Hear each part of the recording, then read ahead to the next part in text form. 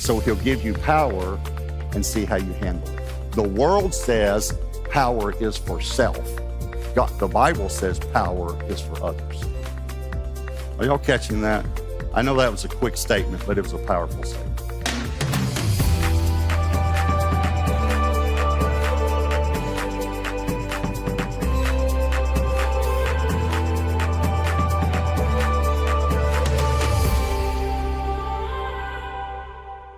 So the power test is, how do you respond when you get some power? Now, what you might be thinking is, I've never been able to take that test. I would love to take that test one day. But you will get some power one day. Let me explain power to you. Another word would be authority. But let me explain authority to you. It's responsibility.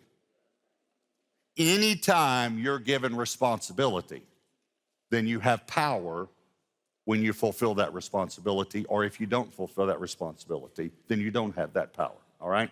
So I want to show this to you in Joseph's life. We're doing Joseph, which is Genesis chapter 30 through Genesis chapter 50. I'm going to have to skip around a little bit in Genesis 41 so that we've got enough time for the message, okay? The first 7 verses, though, of chapter 41 are 2 dreams that Pharaoh had. Pharaoh dreamed there were 7 fat cows and 7 lean cows, and the 7 lean cows ate the 7 fat cows. Then he dreamed there were 7 full grains or heads of wheat, and there were 7 lean or parsed heads of grain, heads of grain, and they ate the 7 full ones, okay? So then we pick it up in verse 8. Now it came to pass in the morning that his spirit was troubled. That's talking about Pharaoh. And he sent and called for all the magicians of Egypt. This is actually where we get the word magi from. And I've explained that in a Christmas message, so you have to go back to hear that. I don't have time to explain it now. And they came from Balaam. I don't have time to explain that. I just hoping you'll get hungry and say, I think I'll read about that later, all right. And Pharaoh told them his dreams, but there was no one who can interpret them for Pharaoh. Then the chief butler spoke to Pharaoh. Remember, Joseph interpreted a dream for him in prison and said, I remember my faults this day. In other words, I remember that someone interpreted my dream and I was supposed to tell you about it, but it's been 2 years since then. Verse 14. Then Pharaoh sent and called Joseph, and they brought him quickly. I just want you to notice this, because the power test comes quickly. You can be called into the boss's office one day with one position and walk out of his office with another position. So it can come, the power test always comes quickly. Now, what I mean by that is you're saying, yeah, but it's been 7 years I've been waiting for this. I know that. But one day, it happens just like that. That's the point, okay? They called him quickly out of the dungeon, and he shaved, changed his clothing, and came to Pharaoh. Obviously, he needed a shave and new clothes, okay. Chapter 41, verse 37. So he interprets the dreams. So the advice was good in the eyes of Pharaoh and in the eyes of all his servants. And Pharaoh said to his servants, can we find such a one as this, a man in whom is the Spirit of God? Notice again, unbelievers recognized a wisdom that Joseph had, they attributed to God. Then Pharaoh said to Joseph, inasmuch as God has shown you all this, there is no one as discerning and wise as you. You shall be over my house, and all my people shall be ruled according to your word. Only in regard to the throne will I be greater than you. So this is the power test. Now, let me say something. The pride test is how we respond to the dream. The power test is how we respond to the destiny. To give you another one, use another test, the prison test is how we respond when bad things happen. The power test is how we respond when good things happen.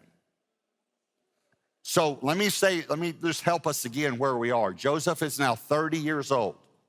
He has not fulfilled his destiny. He has just started his destiny. He has been given power. Now we're going to see how he handles that power and that authority.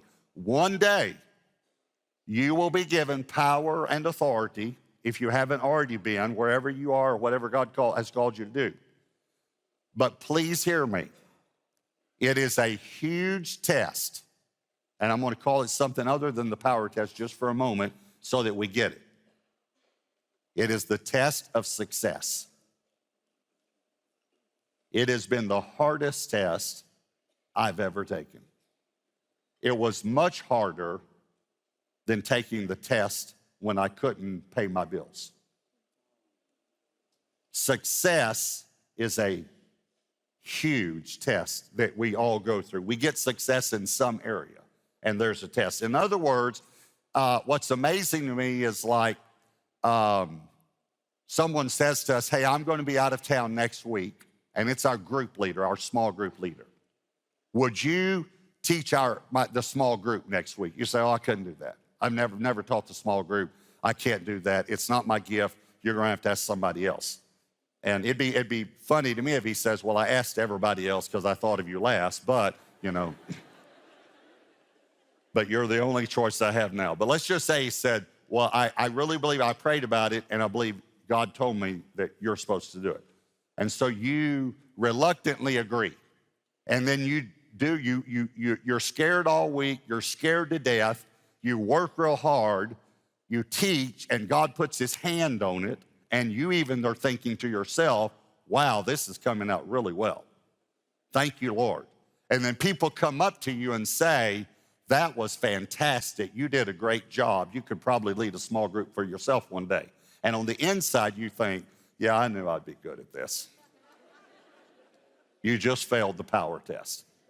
So here are my 3 points, and I phrased them in questions. Number 1, from where does power come? From where does power come? Thomas and I are grammarians, and so we talked about this. I had to use correct grammar. But for some of you that are thinking, what does that mean? Where does power come from? That's another way to say it, okay? Where does it come from? All right, but I can't end the sentence with a preposition, if y'all don't mind. Okay. From where does power come? Anybody have an idea? God, obviously. Psalm 62:11, God has spoken once, twice I've heard this, that power belongs to God. This next verse, I've told you all this before about other verses, but I say it all the time, is the funniest verse in the Bible. So I say that a lot, I know, but a lot of verses are funny to me. John 19:10, then Pilate said to him, that's Jesus, are you not speaking to me? Now here's the funny part. Do you not know that I have power to crucify you and power to release you? Can I remind you that he's speaking to the creator of the universe? But watch what Jesus does. Jesus answered, you could have no power at all against me unless it had been given you from above. All power comes from God. There must come a recognition in us that even though we work hard, it's God that has blessed us.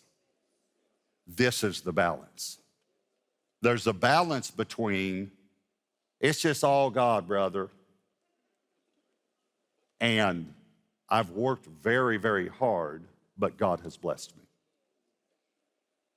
And then the other side of it's just all God is, well, I know God has helped me in my church life, but in my business, it's been me. Or it is I, if you want me to use grammar, okay, all right.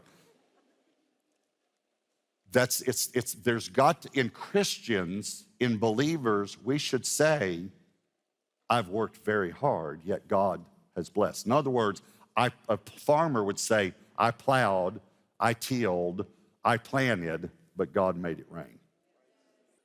So that's what I think Joseph understood. So I promise you, you will take this test. Now, here's something else you need to know about power.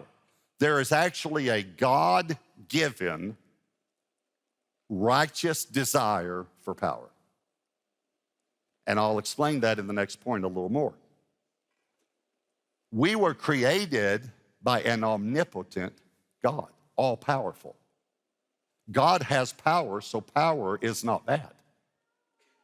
So you actually have a God-given desire for power. Jesus even said, if you desire to be first, then be the servant of all.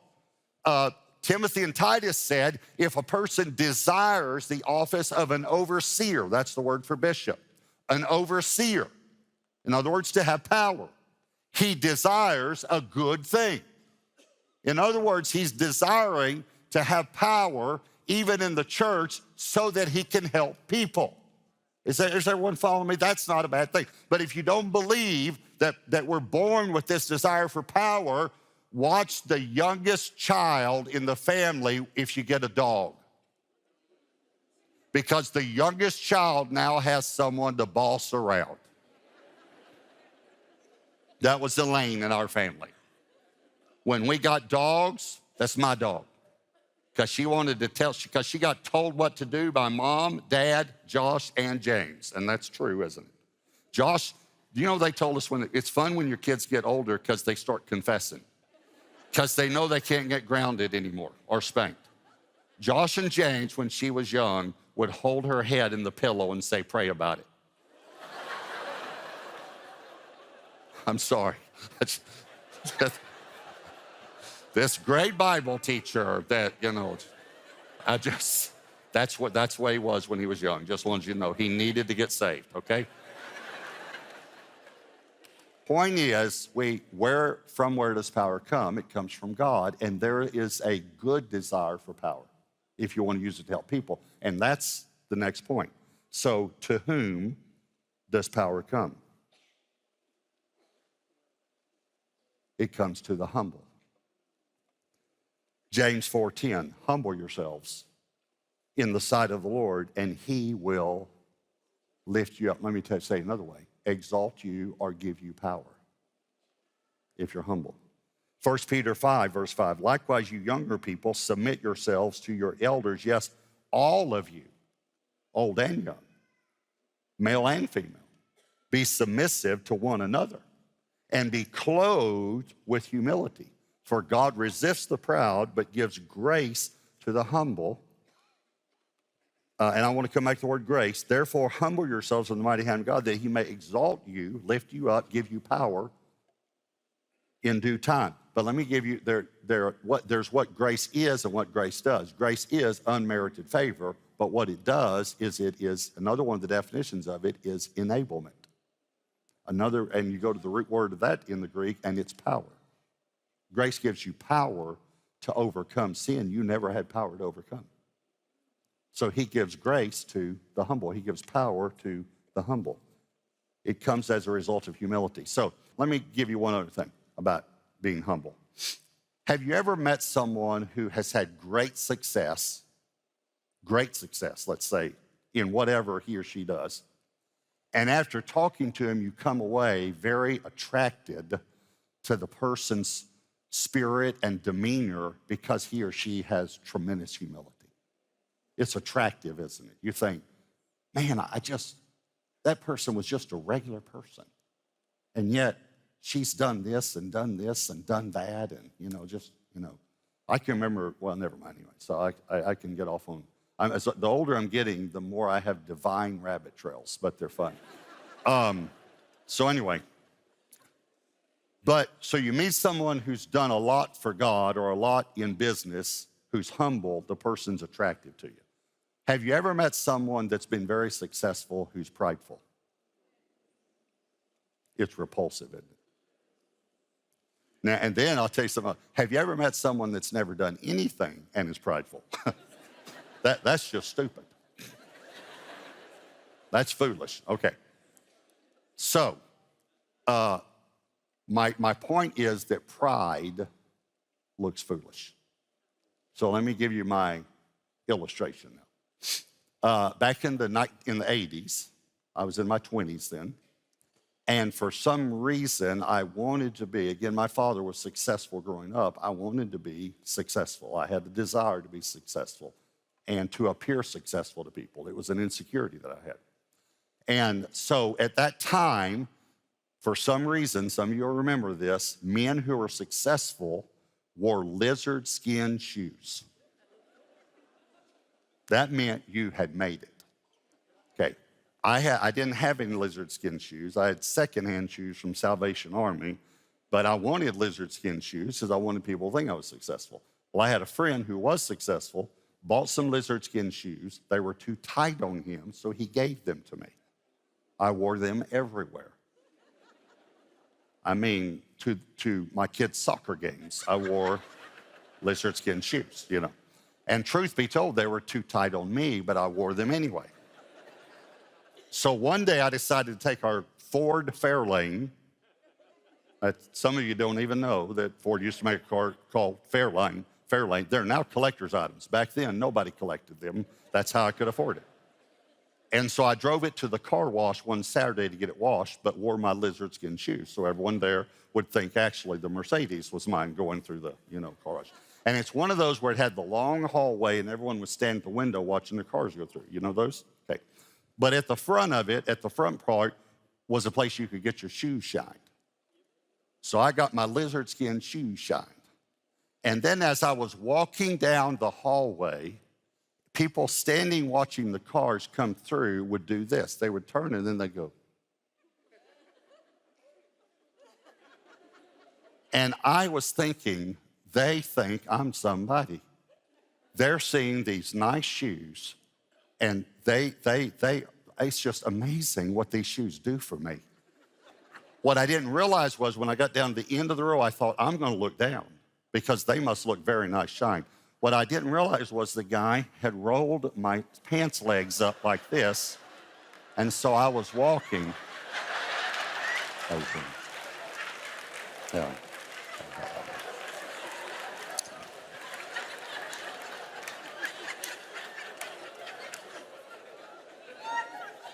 My point is that pride looks foolish. Did I make my point?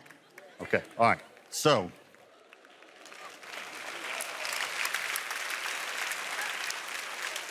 here's point number 3, and it's quick. Why does power come?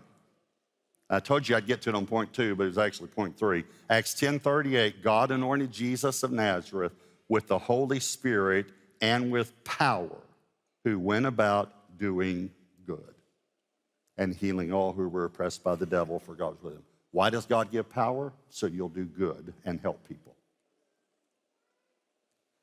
Deuteronomy 8, it's quoted a lot, but I've even asked people, because it says it's God who gives power to get wealth, so we'll read it in a moment, but I've asked people even, and why does he give wealth? And many people can't answer that. Now, Steve Doolin can, because he teaches about this and has taught for many years about this. Deuteronomy 8:17, then he says, when you enter the promised land, that's where we're coming. He's basically saying, don't say in your heart, my power and the might of my hand have gained me this wealth.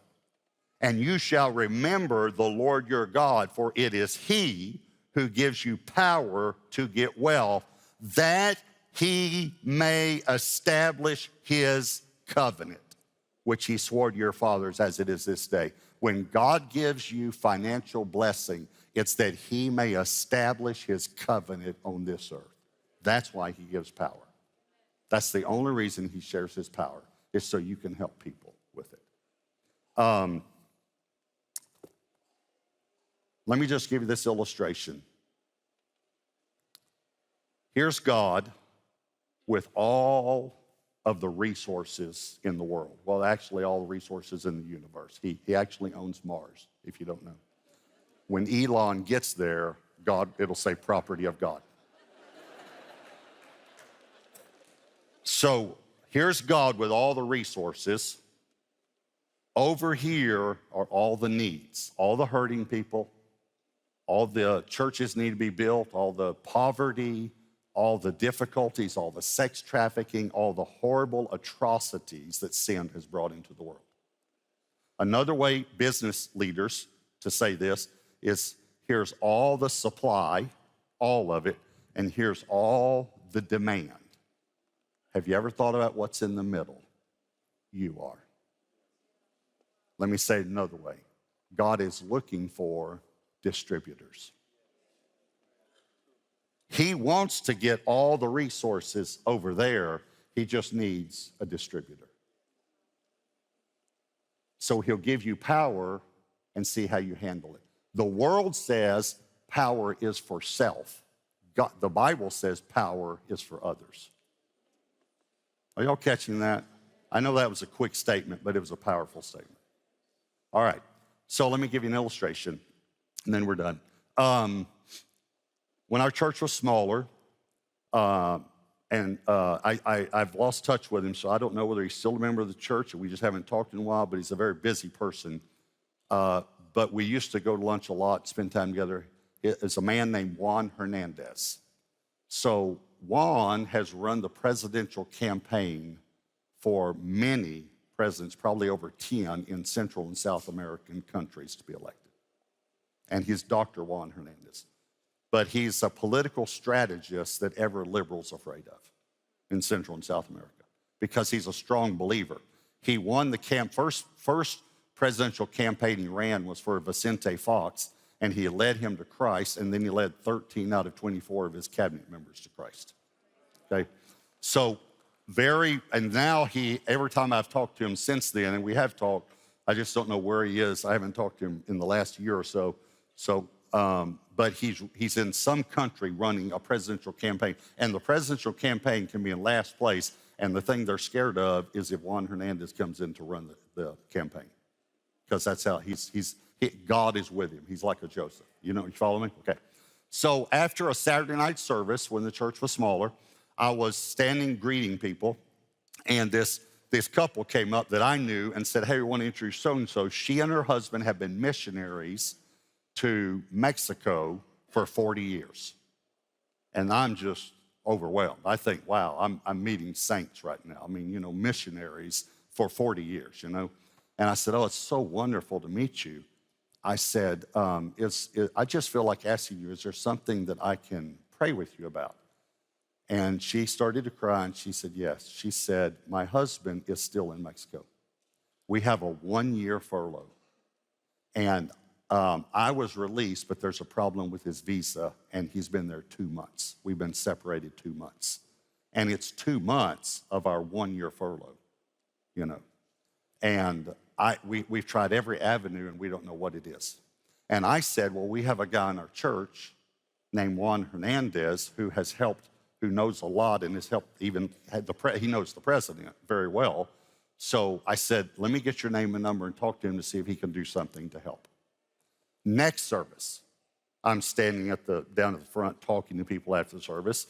This guy comes up and said, hey, I wanted to introduce myself to you. I haven't met you yet. We're new here at the church. And his name was Jose something. I don't remember his last name. He helped translate one of my books into Spanish. And he said, I'm Juan Hernandez's cousin. And I said, oh, I want to get in touch with Juan because I told him about this lady and about her husband. And he said to me, I will take care of it. And I said, okay. I said, how will you take care of it? He said, I'm the Minister of Immigration for Mexico.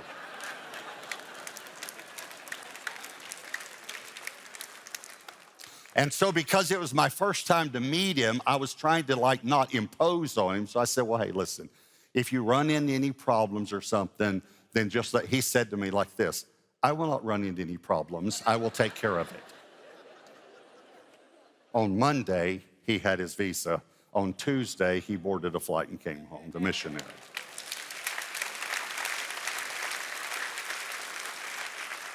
The missionary organization extended their furlough so they'd have a full year. And at the end of the year, the man passed away and went to be with the Lord. But he's got to spend the last year of his life with his wife. You know why? Because a man had power And he knew what that power was for. It was to help people.